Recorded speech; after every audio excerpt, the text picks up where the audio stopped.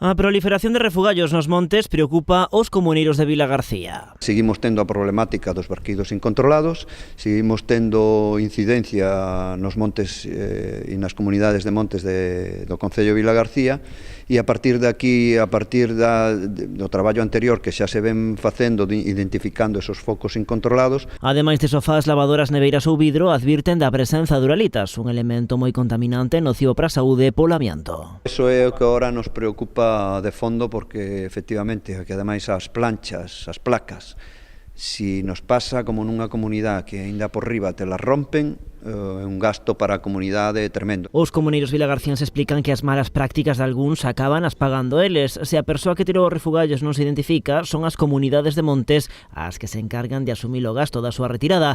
Entenden que se trata dunha ambigüidade na lei que compre mudar. O problema para nós reside que a lei, os artículos da lei, tanto da Lei de Residuos de Galicia como da Lei de Montes Vecinales, que contempla esta problemática, é moi ambigua e está aberta a moitas interpretacións.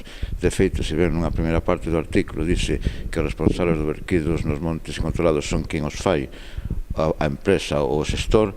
Hai outro punto que se leva a interpretación que dice que se non se descubre o culpable, o responsable solidario son as Escuelmontes. Isto significa un atentado contra as Escuelmontes. Esta particularidade xa foi trasladada a todos os grupos políticos, pola de agora só o BNG respondeu. Os nacionalistas presentaron no Parlamento galego unha proposición non de lei para abordar o asunto. O BNG vai reclamar, a parte de que no seu tempo se faga a modificación necesaria para que isto quede claro, o que vai reclamar o BNG é que haxa máis investigación, que as autoridades, que os axentes de autoridades se involucren en investigar quen fai eses vertidos, por que os fai, e poñer as sancións a quen lle corresponde.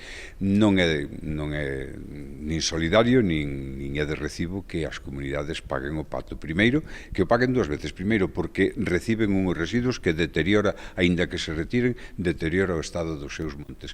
E segundo, porque teñen que gastar, aínda que non nos multen. Os comuneiros piden tamén concienciación cidadá á hora de tirar os refugallos. Lembran a existencia de puntos limpos e empresas especializadas para a xestión de residuos.